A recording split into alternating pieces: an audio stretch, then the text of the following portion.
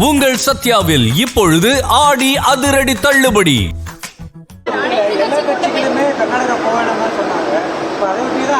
நம்மளுடைய வழக்கு தாக்கல் செய்யும் விஷயம் கண்டிப்பாக செய்ய போறோம்.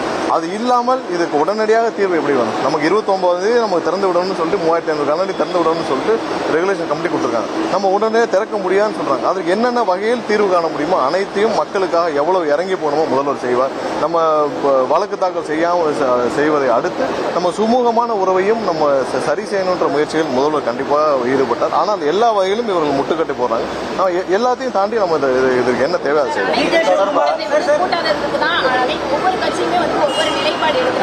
நீங்க அனைத்து கட்சி கூட்டம் கர்நாடகத்தில் ஒரே நிலைப்பாட்டில் இருக்காங்க. என்னன்னா நமக்கு தண்ணி விடக்கூடாதுன்றது அதுல அவங்களுக்கு மாற்று கருத்து இல்லை. ஏன்னா அவங்களுடைய ஒரே நிலைப்பாடு அதான். ஆனால் இங்க நம்மளுடைய அப்ரோச் இருக்குல்ல, நம்ம எந்த மாதிரியாக நம்மளுடைய உரிமையை மீட்க போறோம். ஒன்னு கோர்ட் இருக்கு, இன்னொன்னு நம்மளுடைய சுமூக உறவு. இது எல்லாத்தையும் சேர்ந்து என்ன மாதிரி அப்ரோச் இருக்குல்ல, அதுல ஒவ்வொரு கட்சியும் மாறுபட்டு நிற்கிறாங்க.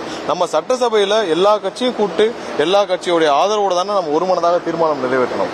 அடுத்த நாளே அதிமுக மாத்தி பேசுறாங்க. அங்க தூங்கிட்டு இருந்தாங்களா? எடப்பாடி அங்கதான் இருந்தாரு, அவங்க கட்சி அக்ரி கிருஷ்ணமூர்த்தி எல்லாரும் அங்கதான் இருந்தாங்க. அங்க எல்லாம் தலையாட்டி ஒருமனதாக தீர்மானம் நிறைவேற்ற வரை எல்லாம் தலையாட்டிட்டு இப்ப எதுக்காக உயர்நீதிமன்றம் இல்ல அப்ப அந்த தீர்மானம் குறித்து அனைத்தையும் அங்கே விவாதிக்கப்பட்டது. அதுல எல்லாமே சொல்லப்பட்டது. எதிர்ப்பு தெரிவிக்க வேண்டும் என்றால் அங்கேயே தெரிவிச்சிருக்கலாம். அங்கே எல்லாவற்றையும் கேட்டுதான் ஆதரவு தெரிவிச்சாங்க. அங்கேயே எல்லாருக்கும் பேசுறதுக்கான வாய்ப்புகள் கொடுக்கப்பட்டுச்சுல, எல்லாரும் பேசினாங்கல்ல. அப்பயும் கடந்த வாரம் ஒரு 4 நாளுக்கு முன்னாடி போய் அந்த தீர்மானத்தை இவங்களும் ஆதரவாக நிறைவேற்றப்பட்ட தீர்மானத்தை எதுக்கு உயர்நீதிமன்றத்தில் வழக்கு தொடுக்கும். இவர்கள் வழக்கு தொடுக்கிறார் உயர்நீதிமன்றத்தில். அடுத்த 2 நாள்ல இவங்க உச்சநீதிமன்றத்தில் திமுக ஒரு பெட்டிஷனை போடுறாங்க. சோ இது எல்லாத்துக்கும் யாருக்கு பின்னடைவு? தமிழக மக்களுக்கு தானே பின்னடைவு.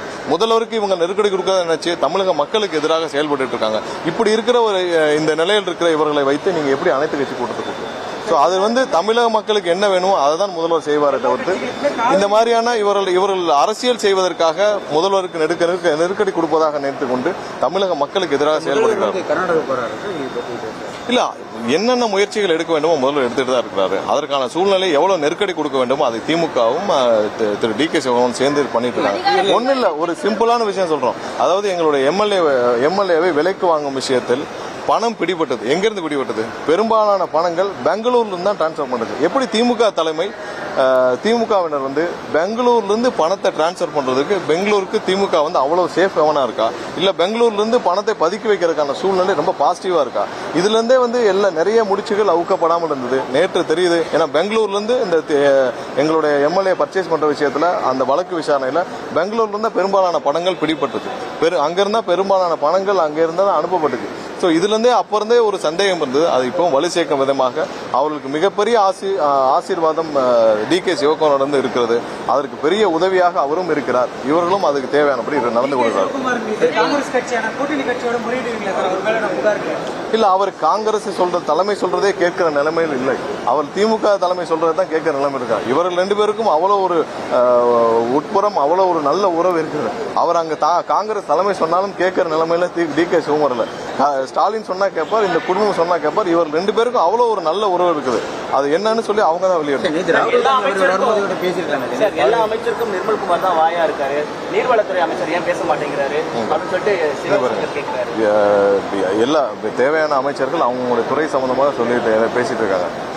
திரு சிவசங்கரன் அவர் ஒன்னே ஒன்று இருக்கட்டும், அவர் சம்பந்தமாக பேசுறதுக்கு பதில எதற்கு இத்தனை நாள் சட்டசபையிலே செந்தில் பாலாஜி பேசினார். கடைசியாக மின்சாரத்துறை அமைச்சராக இருந்து யாரு? திரு சிவசங்கரன் அவர் தானே. அவருக்கு பதில் நான் தான் எந்திரிச்சு சொன்னேன். அவர் ஏன் ரப்பர் ஸ்டாம்பான்னு கேட்ட பிறகு தான் இருக்கிறார். ஒன்னும் இல்ல, திரு சிவசங்கரன் அவர்களிடம் ஒரே ஒரு கேள்வி. அவருடைய காலகட்டத்தில் மின்சாரத்துறையில ஊழலே நடக்கலன்னு சொல்றாரா? டெண்டர் முறைகேடு நடக்கலன்னு சொல்றாரா? உங்கள் சத்யாவில் இப்பொழுது ஆடி அதிரடி தள்ளுபடி.